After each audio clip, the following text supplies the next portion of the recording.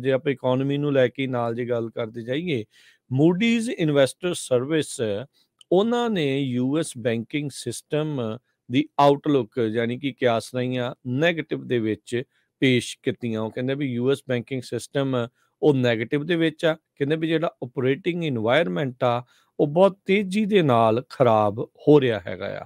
ਸੋ ਇਹ ਜਿਹੜੀਆਂ ਬਿਗ 3 ਜਿਹੜੀਆਂ ਰੇਟਿੰਗ ਫਰਮਸ ਆ ਉਹਨਾਂ ਨੇ ਇਹ ਚੀਜ਼ ਐਲਾਨੀ ਆ। ਸੋ ਕਹਿੰਦੇ ਵੀ ਜਦ ਕਿ ਇਸ ਟਾਈਮ ਰੈਗੂਲੇਟਰਸ ਲੱਗੇ ਹੋਏ ਆ ਵੀ ਜਿਹੜੀ ਬੈਂਕਿੰਗ ਖੇਤਰ ਆ ਉਸ ਨੂੰ ਸਮਹਾਉ ਜਿਹੜਾ ਉਹ ਆਪਾਂ ਬਚਾ ਲਿਆ ਜਾਵੇ। ਸੋ ਪਰ ਜਿਹੜੇ ਮੂਡੀਜ਼ ਵਾਲੇ ਆ ਇਨਵੈਸਟਰ ਸਰਵਿਸ ਆ ਉਹ ਕਹਿੰਦੇ ਆ ਵੀ ਇਸ ਟਾਈਮ ਯੂਐਸ ਦੀ ਬੈਂਕਿੰਗ ਦਾ ਭਵਿੱਖ ਉਹ ਕਾਈਂਡ ਆਫ ਖਤਰੇ 'ਚ ਆ। ਉਹਨਾਂ ਨੇ ਉਹਨੂੰ ਨੈਗੇਟਿਵ ਦਿੱਤਾ ਹੈ। Silicon Valley bank, ਸਿਲਵਰਗੇਟ bank, signature bank ਇਹਨਾਂ ਦੇ ਜਿਹੜੇ ਫੇਲੀਅਰਸ ਹੋਣ ਤੋਂ ਬਾਅਦ ਦੇ ਵਿੱਚ ਇਹ ਦੇਖਿਆ ਗਿਆ ਆ ਵੀ ਇੱਥੇ ਜਿਹੜੀ ਸਥਿਤੀ ਆ ਉਹ ਮਾੜੀ ਹੋ ਸਕਦੀ ਆ। ਸੋ ਮੂਡੀਜ਼ ਇਨਵੈਸਟਰ ਸਰਵਿਸ ਜਿਹੜੀ ਆ ਉਹ ਬੈਂਕਿੰਗ ਇਨਵੈਸਟਰ ਸਰਵਿਸ ਵਾਲਿਆਂ ਨੇ ਇਹ ਨਵੀਂ ਰੇਟਿੰਗ ਜਿਹੜੀ ਨੈਗੇਟਿਵ ਦੇ ਵਿੱਚ ਇਹਨਾਂ ਦੀ ਹੁਣ ਐਲਾਨ ਦਿੱਤੀ ਹੈਗੀ ਆ। ਤੇ ਇਹਦੇ ਕਹਿੰਦੇ ਵੀ ਇੱਦਾਂ ਹੋਣ ਦੇ ਨਾਲ ਬਹੁਤ ਸਾਰੇ ਬੈਂਕਾਂ ਦੀਆਂ ਜਿਹੜੀਆਂ ਕ੍ਰੈਡਿਟ ਰੇਟਿੰਗਸ ਆ ਉਸ ਦੇ ਉੱਤੇ ਫਰਕ ਪਊਗਾ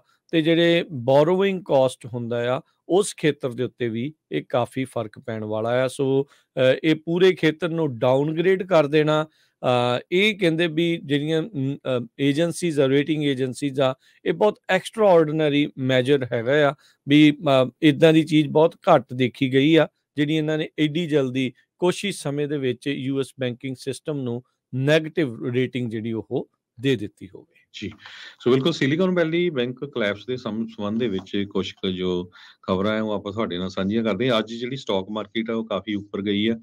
ਈਵਨ ਕੁਝ ਬੈਂਕਾਂ ਦੇ ਜਿਹੜੇ ਸਟਾਕ ਆ ਉਹ ਵੀ ਉੱਪਰ ਗਏ ਹੈਗੇ ਆ।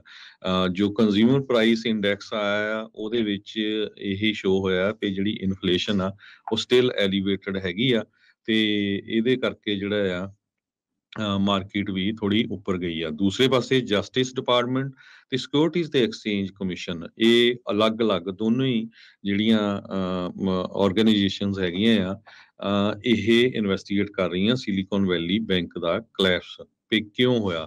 ਇਹ ਵਾਲ ਸਟਰੀਟ ਜਰਨਲ ਨੇ ਅੱਜ ਰਿਪੋਰਟ ਕੀਤੀ ਆ। ਫੈਡਰਲ ਰਿਜ਼ਰਵ ਨੇ ਵੀ ਅਨਾਉਂਸ ਕੀਤਾ ਆ ਵੀ ਉਹ ਸਿਲੀਕਨ ਵੈਲੀ ਬੈਂਕ ਦੀ ਸੁਪਰਵਿਜ਼ਨ ਤੇ ਰੈਗੂਲੇਸ਼ਨ ਦੇ ਉੱਤੇ ਚੈੱਕ ਕਰਨਗੇ। ਮੂਡੀਜ਼ ਇਨਵੈਸਟਰ ਸਰਵਿਸ ਨੇ ਜੋ US based credit rating firm ਜਿਸ ਤਰ੍ਹਾਂ ਤੁਸੀਂ ਦੱਸਿਆ ਹੀ ਆ ਉਹਨਾਂ ਨੇ ਆਊਟਲੁੱਕ ਜਿਹੜਾ ਆ ਬੈਂਕਾਂ ਦਾ ਉਹ ਉਹਦੇ ਉੱਤੇ ਕੱਟ ਕੀਤਾ ਹੈਗਾ ਆ ਤੇ ਜੀ ਉਹ ਕਹਿੰਦੇ ਵਾਲਾ ਗੁੱਡ ਨਹੀਂ ਹੈਗਾ। ਪਰ ਦੂਸਰੇ ਪਾਸੇ ਇਹ ਵੀ ਦੇਖਿਆ ਜਾਵੇ ਕਹਿੰਦੇ ਭਈ ਜੋ ਐਕਸਪਰਟ ਆ ਉਹ ਕਹਿੰਦੇ ਵੀ ਅਮਰੀਕਾ ਦਾ ਬੈਂਕਿੰਗ ਸਿਸਟਮ ਹਜੇ ਵੀ ਹੈਲਥੀ ਹੈਗਾ ਆ।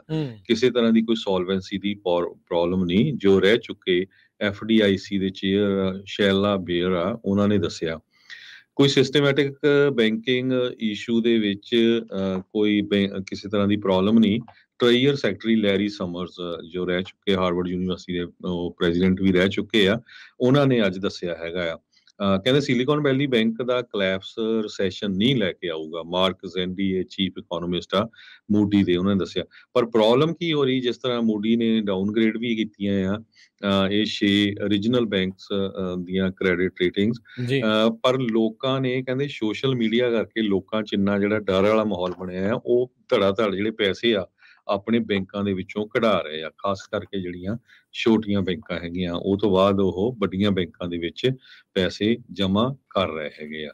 ਸੋ ਇਹ ਕਹਿੰਦੇ ਲੱਗਦਾ ਨਹੀਂ ਵੀ ਜੋ 2008 ਦੇ ਵਿੱਚ ਵਾਪਰਿਆ ਸੀ ਉਹ ਸੇਮ ਹੀ ਵਾਪਰੇ। ਸਰੋਤਿਆਂ ਨੂੰ ਯਾਦ ਹੋਊਗਾ 2008 ਦੇ ਵਿੱਚ ਵਾਸ਼ਿੰਗਟਨ ਮਿਊਚੁਅਲ ਬੈਂਕ ਇੱਕ ਬਹੁਤ ਵੱਡੀ ਬੈਂਕ ਜੋ ਅਮਰੀਕਾ ਦੀ ਸੀ ਉਹ ਉਸ ਵੇਲੇ ਸੋਲਵੈਂਸੀ ਦੇ ਵਿੱਚ ਚਲੇ ਗਈ ਸੀ। ਸੋ ਅਪਸ ਐਂਡ ਡਾਊਨ ਬਹੁਤ ਚੱਲ ਰਿਹਾ ਹੈਗਾ। ਹਾਲ ਦੀ ਘੜੀ ਜੋ ਫੈਡਰਲ ਸਰਕਾਰ ਆ ਉਹਨਾਂ ਨੇ ਬੈਂਕ ਨੂੰ ਜਿਹੜੇ ਲੋਕਾਂ ਦੇ ਪੈਸੇ ਸੀ ਬੈਂਕ 'ਚ ਉਸ ਨੂੰ ਬਚਾ ਲਿਆ ਹੈ।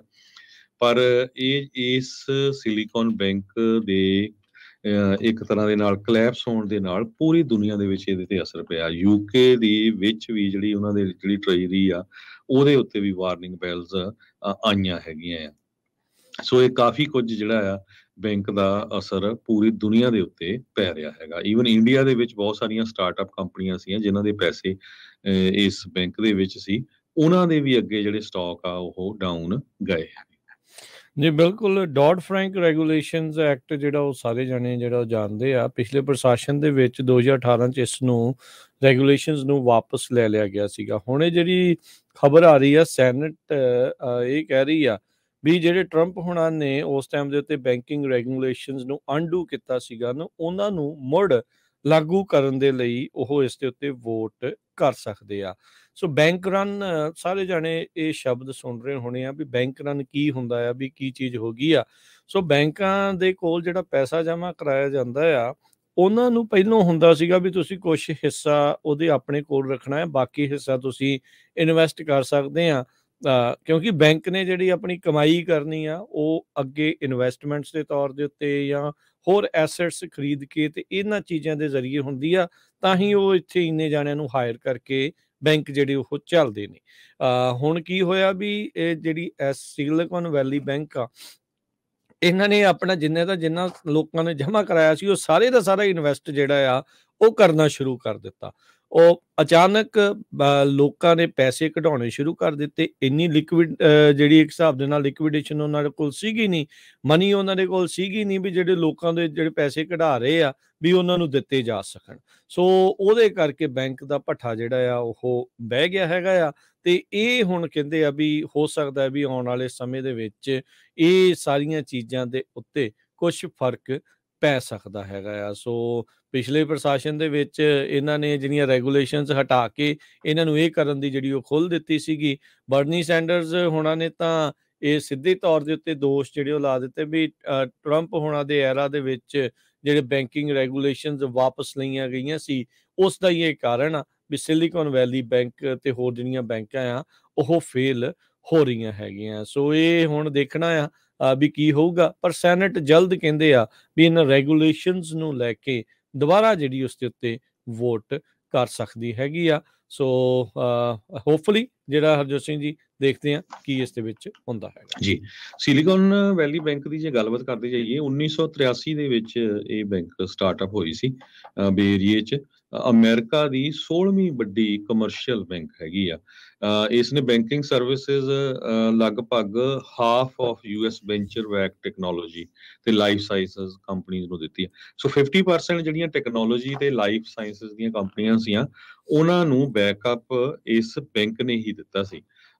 ਤੇ ਇਹ ਤੋਂ ਬਾਅਦ ਟੈਕ ਸੈਕਟਰ ਦੇ ਵਿੱਚ ਇੰਨਾ ਜ਼ਿਆਦਾ ਜਿਹੜਾ ਗਰੋਥ ਹੋਇਆ ਆਪਾਂ ਦੇਖਿਆ ਪਿਛਲੇ 10 ਸਾਲਾਂ ਦੇ ਵਿੱਚ, ਉਹ ਸਾਰਾ ਕੁਝ ਇਸ ਬੈਂਕ ਦੀ ਵਜ੍ਹਾ ਕਰਕੇ ਸੀ। ਇਸ ਬੈਂਕ ਦੇ ਜਿਹੜੇ ਆਪਰੇਸ਼ਨਸ ਆ ਉਹ Canada, China, Denmark, Germany, Ireland, Israel, Sweden ਤੇ UK ਦੇ ਵਿੱਚ, ਇਕੱਲਾ ਇਹ USA ਦੇ ਵਿੱਚ ਨਹੀਂ ਸੀ। ਸੋ ਵੱਖ-ਵੱਖ ਕੰਟਰੀਆਂ 'ਚ ਇਹਨਾਂ ਦੇ ਆਪਰੇਸ਼ਨ ਸੀ। ਇਹਦੇ ਜਿਹੜੇ ਐਸੈਟਸ ਆ ਇੰਨੀ ਤੇਜ਼ੀ ਨਾਲ ਇਹ ਬੈਂਕ ਵਧੀ ਸੀ, ਟ੍ਰਿਪਲ ਹੋ ਗਿਆ ਸੀ। 71 ਬਿਲੀਅਨ ਇਹਨਾਂ ਦੇ 2019 ਤੇ ਸੀ ਤੇ $220 ਬਿਲੀਅਨ ਐਂਡ ਆਫ ਮਾਰਚ 2022 ਤੱਕ ਸੀਗੇ। ਡਿਪੋਜ਼ਿਟ ਇਹਨਾਂ ਦੇ 62 ਬਿਲੀਅਨ ਤੋਂ ਵੱਧ ਕੇ 198 ਬਿਲੀਅਨ ਹੋ ਗਿਆ ਸੀ ਇਸ ਟਾਈਮ 'ਚ। ਹਜ਼ਾਰਾਂ ਹੀ ਟੈਕ ਸਟਾਰਟਅਪ ਕੰਪਨੀਆਂ ਨੇ ਕੈਸ਼ ਇਹਨਾਂ ਦੇ ਕੋਲੋਂ ਲਿਆ ਸੀਗਾ।